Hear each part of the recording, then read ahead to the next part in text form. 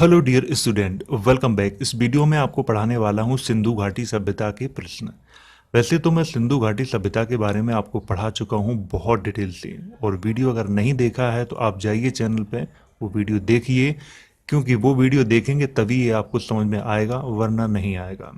क्योंकि उसी वीडियो से मैंने ये प्रश्न लिए हुए हैं, तो सबसे महत्वपूर्ण है वो वीडियो, तो आप जाइए देखिए और उसे समझिए। 52-53 मिनट का है वीडियो, उसमें फुल डिटेल मैंने बताई है। तो इसमें मैं प्रश्नों की चर्चा करने वाला हूं। तो चलिए देख लेते हैं सिंधु घाटी सभ्यता से कौन कौन से प्रश्न हैं जो एग्जाम में आ सकते हैं। पहला प्रश्न है, हड़प्पा सभ्यता या सिंधु घाटी सभ्यता की खोज किसने की थी। प्रश्न अच्छे से पढ़ लें। यहाँ पे जब भी एग्जाम में प्रश्न पूछे जाते हैं ना, तो थोड़ा बहुत वो ऐसे कंफ्यूज कर देते हैं। दिखने में तो बड़े सरल लगते हैं, लेकिन वो होते कुछ ना कुछ उसमें ऐसा होता है जो थोड़े माइंड को डिस्टर्ब जरूर कर देता है। तो इसलिए प्रश्न थोड़ा अच्छे से पढ़ लें। ये रहे आपके ऑप्शन। नंबर 1 यहाँ पर दयाराम साहनी, बी माधव स्वरूप वत्स, सी चार्ल्स मेसन और डी राखालदास बनर्जी। अब आपका दिमाग घूम रहा होगा दयाराम साहनी के ऊपर, क्योंकि आप सब यही पढ़ते आए हो ना अभी तक। देखिए, मैं यहाँ पे पूछ क्या रहा हूँ, आप उसको ध्यान दें। मैं यहाँ सभ्यता के बारे में पूछ रहा हूँ, हड़प्पा सभ्यता या सिंधु घाटी सभ्यता के बारे में पूछ रहा हूँ कि इसकी खोज किसने की थी। अगर आपने कुछ अच्छी सी बुकें पढ़ी होंगी तो आपको ज़रूर मालूम होगा कि वहाँ पे चार्ल्स मेसन ने 1826 में सबसे पहले इसकी जानकारी दी थी, इस सभ्यता की। तो ज़्यादातर जो बुकें हैं ना, उनमें चार्ल्स मेसन को दिया गया है, लेकिन अगर आप हिंदी की बुकें पढ़ेंगे ना, तो उसमें जैसे कि लूसेंट वगैरह, तो उसमें दयाराम साहनी, माधव स्वरूप बस, इनको बताया गया है कि इन्होंने हड़प्पा सभ्यता या सिंधु घाटी सभ्यता की खोज की थी। लेकिन वास्तविक सही है वो है चार्ल्स मेसन। अब आपको यहाँ पे याद क्या रखना है। मान लो आप कहीं एग्जाम देने जा रहे हो, वहां पे सबसे पहले आप ऑप्शन देखना, क्योंकि चार्ल्स मेसन का नाम नहीं मिलता है वहां पे। आप अगर आपको ऑप्शन में ये सब लिखे हुए मिलते हैं और चार्ल्स मेसन का नाम भी मिलता है, तो आप वहां पर चार्ल्स मेसन को ही टिक करके आए, क्योंकि तब तो चार्ल्स मेसन सही है। अगर चार्ल्स मेसन का नाम नहीं है तो फिर आप दयाराम साहनी या फिर माधव स्वरूप वत्स, इन दोनों नामों में से कोई मिलेगा जरूर। दोनों एक साथ तो नहीं मिलेंगे, लेकिन कोई एक नाम मिलेगा, तो आप इनको कर सकते हो। लेकिन वास्तविक में ये खोजकर्ता नहीं थे, ये उत्खनन करता थे। दयाराम साहनी और माधव स्वरूप वत्स 1921 में उन्होंने हड़प्पा जो नगर है ना, उसकी इन्होंने उत्खनन कार्य किया था। उत्खनन करता और खोजकर्ता अलग अलग होते हैं। उस वीडियो में मैं आपको समझा चुका हूं उस बारे में, तो इसीलिए कह रहा हूं कि वो वीडियो देखो, बहुत महत्वपूर्ण है। तो यहाँ पर हम किसको सही मानेंगे? चार्ल्स मेसन को, क्योंकि यहाँ पर चार्ल्स मेसन का नाम लिखा हुआ है। हाँ, अगर इनका नाम ना लिखा हुआ तो मैं दयाराम साहनी को मान सकता था यहाँ पे। दूसरा प्रश्न है, हड़प्पा का उत्खनन कार्य किसने किया था। ये प्रश्न सही है। ऑप्शन है आपके ये, Dayaram Sahni, Rakhaldas Banerjee, John Marshall, Alexander Cunningham. तो यहां पर तो ये दयाराम साहनी सही है। दयाराम साहनी और माधव स्वरूप वत्स ने किया था इसके उत्खनन का कार्य, किसके? हड़प्पा नगर के। क्योंकि हड़प्पा सभ्यता या फिर सिंधु घाटी सभ्यता का जो नगर है एक हड़प्पा, तो उसका जो उत्खनन कार्य का मतलब होता है कि खुदाई का कार्य। क्योंकि जब खुदाई हुई तभी तो उसमें कुछ चीज़ें प्राप्त हुई थी, तो इसलिए जो खुदाई का कार्य था वो किसने किया था? दयाराम साहनी और माधव स्वरूप वत्स ने किया था। तीसरा प्रश्न है, मोहनजोदड़ो का उत्खनन कार्य किसने किया था। ये रहे ऑप्शन आपके सामने। राखालदास बनर्जी ने किया था, दयाराम साहनी ने किया था, जॉन मार्शल ने किया था, माधव स्वरूप वत्स ने किया था। किसने किया था? तो यहाँ पे जो आपका ऑप्शन होगा वो होगा राखालदास बनर्जी ने किया था। 1923 में मोहनजोदड़ो का उत्खनन कार्य यानी कि खुदाई की थी राखालदास बनर्जी ने। तो इसका ये वाला सही होगा, तीसरे का। चौथा प्रश्न है, भारतीय पुरातत्व सर्वेक्षण विभाग का जनक किसे माना जाता है। प्रश्न तो बहुत अच्छा है और ऑप्शन आपके सामने है। अलेक्जेंडर कनिंघम को माना जाता है, जॉन मार्शल को माना जाता है, दयाराम साहनी को माना जाता है, या मार्टिमर व्हीलर को माना जाता है। देखिए, ये प्रश्न बहुत ही बढ़िया है और आपको याद रखना चाहिए। भारतीय पुरातत्व सर्वेक्षण विभाग का जनक अलेक्जेंडर कनिंघम को माना जाता है। इसकी जानकारी भी मैंने उस वीडियो में आपको बहुत अच्छे से दी थी। 5वां प्रश्न है, हड़प्पा सभ्यता की खोज कब हुई थी? ये भी प्रश्न बहुत अच्छा है। ऑप्शन आपके सामने है, 1829 में, 1826 में, 1921 में या 1923 में।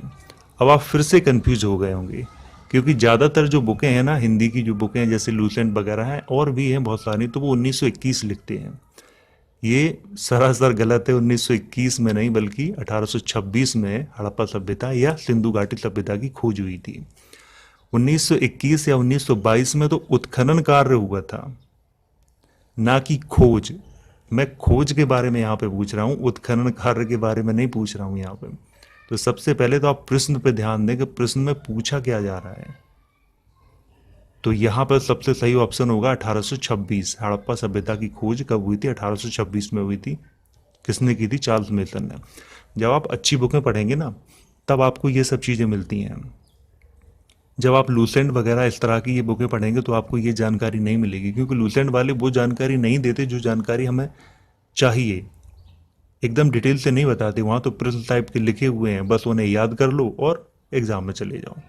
तो इसीलिए मैं कह रहा हूँ वो वीडियो देखिए, वो वीडियो बहुत ही अच्छा है, क्योंकि उसमें मैंने बहुत डिटेल से बताया है। नंबर 6, एक सींग वाले पशु का चित्र कहाँ से प्राप्त हुआ था? ये रहे आपके ऑप्शन, मोहनजोदड़ो से, कालीबंगन से, हड़प्पा से या लोथल से। तो कहाँ से प्राप्त हुआ था? तो ये हुआ था हड़प्पा से। एक सींग वाले जो पशु का जो चित्र मिलता है वो हड़प्पा से हमें प्राप्त हुआ था। तो यहाँ इसका ऑप्शन सी वाला ये सही है। 7वां प्रश्न, एक सील पर 3 मुख वाले देवता की मूर्ति कहाँ से प्राप्त हुई थी? तो ये रहे आपके ऑप्शन, हड़प्पा, मोहनजोदड़ो, चन्हूदड़ो या धौलावीरा। कहाँ से प्राप्त हुई थी? तो इसका जो सही है वो है मोहनजोदड़ो से। बी सही है। 8वां प्रश्न, इसमें पूछा गया है कि हड़प्पा सभ्यता में नर्तकी की मूर्ति कहाँ से प्राप्त हुई थी? नर्तकी का मतलब है कि नाचने वाली जो महिला थी ना, उसकी मूर्ति कहाँ से प्राप्त हुई थी? तो चलिए इसके ऑप्शन मैं आपको दिखाता हूँ। धौलावीरा से, लोथल से, हड़प्पा से या मोहनजोदड़ो से। तो कहाँ से प्राप्त हुई थी? इसकी हुई थी मोहनजोदड़ो से। इसको याद रखें आप।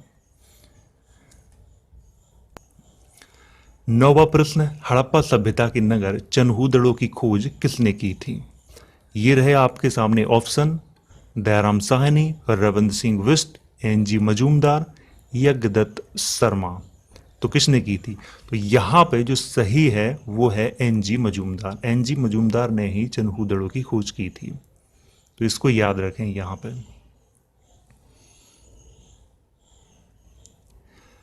प्रश्न है 10वां, हड़प्पा सभ्यता का नगर लोथल कहाँ पर है? ये प्रश्न बहुत ज़्यादा सरल है। वैसे ये प्रश्न हमें पूछना नहीं चाहिए था, क्योंकि लोथल तो सभी को पता है कि लोथल कहाँ है। तो ये रहे आपके सामने ऑप्शन, हरियाणा में है, उत्तर प्रदेश में है, गुजरात में है या सिंध में है। तो ये है गुजरात में। लोथल कहाँ है? गुजरात में है। तो ये तो बहुत ही ज़्यादा सरल है, क्योंकि इसके बारे में बहुत ज़्यादा बार क्वेश्चन आ चुके हैं और वैसे भी ये चर्चा में बना रहता है, तो इसलिए सभी जानते हैं इसके बारे में। प्रश्न नंबर 11, हड़प्पा सभ्यता के लोग किसकी पूजा करते थे? ये भी प्रश्न बहुत अच्छा है। तो ये रहे आपके सामने ऑप्शन, गाय की पूजा करते थे, घोड़े की पूजा करते थे, प्रकृति की पूजा करते थे या देवी की पूजा करते थे। तो किसकी पूजा करते थे? देखो, गाय की तो पूजा वो करते नहीं थे हड़प्पा सभ्यता के लोग, ना ही घोड़े की पूजा करते थे, और देवी की पूजा ये कुछ हद तक सही है, लेकिन यहाँ पर अगर प्रकृति न लिखा होता ऑप्शन में, कुछ और होता, तो मैं यहाँ पर ये वाला सही हो सकता था, डी वाली। लेकिन यहाँ पर प्रकृति की पूजा ये वाला सही है, क्योंकि हड़प्पा सभ्यता के लोग प्रकृति की पूजा करते थे। प्रश्न नंबर 12, आलमगीरपुर का उत्खनन कार्य किसने किया था? ये रहे ऑप्शन आपके सामने, यज्ञदत्त शर्मा ने, दयाराम साहनी ने, रविंद्र सिंह बिष्ट ने, माधव स्वरूप वत्स ने। देखिए, आलमगीरपुर ये उत्तर प्रदेश के मेरठ जिले में है और इसके जो उत्खनन का जो कार्य था वो किया था यज्ञदत्त शर्मा ने। तो इनको याद रखें यहाँ पे। प्रश्न नंबर 12वें का ए सही है। प्रश्न नंबर 13, हड़प्पा नगर का उत्खनन कार्य कब हुआ था? अब यहाँ पे क्या पूछ रहा है, इसको ध्यान दें, हड़प्पा नगर का पूछ रहा है, ना कि हड़प्पा सभ्यता का। हड़प्पा नगर का उत्खनन कार्य कब हुआ था? तो ये रहे ऑप्शन आपके सामने, 1929 में, 1921 में, 1920 में, 1826 में। तो यहाँ पे ये सही होगा, 1921 और 22 में हुआ था हड़प्पा नगर का उत्खनन कार्य। और किसने किया था ये आपको याद होना चाहिए, दयाराम साहनी और माधव स्वरूप वत्स ने किया था। अब आते हैं 14वें प्रश्न पर। 14वें प्रश्न में पूछा गया है कि मोहनजोदड़ो का उत्खनन कार्य कब हुआ था? ये भी बहुत ही अच्छा प्रश्न है। 1921 में, 1920 में, 1923 में या फिर 1826 में? तो यहाँ पर ये चारों ऑप्शन आपके सामने हैं, तो लेकिन सही होगा इसमें सी वाला, 1923 में मोहनजोदड़ो का उत्खनन कार्य हुआ था। तो ये सी वाला सही है। और किसने किया था? राखालदास बनर्जी ने किया था। देखिए 15वें प्रश्न में पूछा गया है कि आलमगीरपुर का उत्खनन कार्य कब हुआ था? आलमगीरपुर उत्तर प्रदेश के मेरठ जिले में स्थित है। तो वहां का जो उत्खनन कार्य था वो कब हुआ था? देखो किसने किया था वो तो मैं आपको बता चुका हूं, लेकिन हुआ कब था ये पूछ रहा है यहाँ पे। तो ये रहे ऑप्शन आपके सामने, 1958 में हुआ था, 1974 में हुआ था, 1990 में हुआ था या फिर 1921 में हुआ था। देखिए यहाँ पर ये सही ऑप्शन होगा, 1958 में हुआ था। तो ये वाला ये सही है, ए 15 का ए बिल्कुल सही है। प्रश्न नंबर 16, इसमें पूछा गया है कि हड़प्पा सभ्यता और वैदिक सभ्यता में मुख्य अंतर क्या है? तो चलिए देख लेते हैं। तो ये रहे ऑप्शन आपके सामने, वर्ण व्यवस्था, शहरी ग्रामीण, धर्म और व्यापार, ये चारों हैं आपके ऑप्शन में। तो यहाँ पर जो मुख्य अंतर है वो है शहरी और ग्रामीण। हड़प्पा सभ्यता शहरी सभ्यता थी और वैदिक सभ्यता ग्रामीण सभ्यता है, इसीलिए ये मुख्य अंतर सबसे यही है यहाँ पे। प्रश्न नंबर 17, हड़प्पा सभ्यता की जानकारी कैसे प्राप्त होती है? ये प्रश्न बहुत अच्छा है और यही मैंने सामने आपसे पूछा था। तो ये रहे ऑप्शन आपके सामने, साहित्य से, सिक्के से, अभिलेख से, उत्खनन से। तो देखिए सीधा सा यहाँ पे जवाब है कि साहित्य तो वहाँ का कुछ प्राप्त हुआ नहीं है हड़प्पा सभ्यता का, और ना ही ऐसे कोई सिक्के मिले हुए हैं और ना ही ऐसा कोई अभिलेख मिला हुआ है वहाँ पे। हाँ, एक ही चीज अब बचा है, ये बचा है उत्खनन कार्य। तो उत्खनन कार्य से ही जानकारी प्राप्त होती है हड़प्पा सभ्यता की। उत्खनन कार्य में जो जो प्राप्त हुआ है फिर उनके आधार पे इतिहास लिखा गया है हड़प्पा सभ्यता का। तो यहाँ पर 17 का डी सही है। प्रश्न नंबर 18, इसमें पूछा गया है हड़प्पा सभ्यता थी, तो ये रहे ऑप्शन, पितृ प्रधान थी, पुरोहित प्रधान थी, मातृ प्रधान थी या ब्राह्मण प्रधान थी? तो देखो यहाँ पर हड़प्पा सभ्यता में एक बहुत ही अच्छी बात मिलती है, ये पितृ प्रधान सभ्यता नहीं थी और ना ही ये पुरोहित प्रधान सभ्यता थी। पुरोहित प्रधान तो हो भी सकती थी लेकिन मातृ प्रधान सभ्यता जरूर थी। ये बात बिल्कुल सही है और ये प्रश्न बहुत सही है, ये वाला एकदम सी सही है, 18 का सी। ब्राह्मण प्रधान नहीं थी क्योंकि उस समय ब्राह्मण थे या नहीं थे इसकी कोई भी जानकारी नहीं है, तो इसीलिए ये मातृ प्रधान सभ्यता थी हड़प्पा सभ्यता। 19वें प्रश्न में पूछा गया है कि मोहनजोदड़ो कहां पर है? तो देखो ये जो मोहनजोदड़ो है वो नगर के बारे में पूछ रहा है कि मोहनजोदड़ो नगर कहां पर है। ऑप्शन ये रहे, सिंध में, पंजाब में, गुजरात में, राजस्थान में। देखिए ये सिंध तो पाकिस्तान में है और ये पंजाब पाकिस्तान वाले पंजाब को पूछ रहा है, न कि भारत वाले पंजाब के बारे में बात कर रहा है। तो यहाँ पर ये कौन सा होगा इसमें? तो मोहनजोदड़ो सिंध में है जो कि आधुनिक पाकिस्तान में है, क्योंकि मैंने आपको उस वीडियो में दिखाया था मैप से कि ये है मोहनजोदड़ो, तो इसीलिए ये वाला ऑप्शन सही है, 19 का ए बिल्कुल सही है। प्रश्न नंबर 20, इसमें पूछा गया है कि भारत की सबसे प्राचीन सभ्यता कौन सी थी। तो चलिए मैं आपको दिखाता हूँ इसके ऑप्शन। तो ये रहे ऑप्शन। इसमें पहला ऑप्शन है कि वैदिक सभ्यता, जैन सभ्यता, हड़प्पा सभ्यता या श्रमण सभ्यता। देखिए थोड़ी यहाँ पर चर्चा कर लेते हैं। अगर मान्यताओं के हिसाब से देखा जाए तो वैदिक सभ्यता को लोग बहुत पुराना मानते हैं, लाखों वर्ष पुराना मानते हैं। लेकिन यहाँ पर प्रमाणों की बात कर रहे हैं, तो अगर प्रमाणों के आधार पर देखा जाए तो हड़प्पा सभ्यता भारत की सबसे प्राचीन सभ्यता मानी जाती है। जैन सभ्यता तो हो नहीं सकती। श्रमण सभ्यता, देखिए ये श्रमण सभ्यता की जानकारी हल्की फुल्की वध ग्रंथ और जैन ग्रंथों में मिलती है, लेकिन कोई सबूत नहीं है इसका। यानी ना तो किसी अभिलेख में इसकी चर्चा करी गई है और ना ही इसके कोई सबूत पाए गए, तो इसलिए इस पर तो चर्चा करना व्यर्थ है। तो यहाँ पे 20 का जो सही होगा वो होगा सी, भारत की सबसे प्राचीन सभ्यता हड़प्पा सभ्यता है। तो ये तो थे 20 क्वेश्चन जो कि हड़प्पा सभ्यता के बारे में थे, और ये 20 क्वेश्चन मैंने उसी वीडियो से बनाए हुए हैं, इसीलिए मैंने आपसे कहा था कि वो वीडियो को जाइए देखिए। अगर नहीं देखा है तो अभी आप देख लीजिए, यहीं पे आपको वो मिल जाएगा।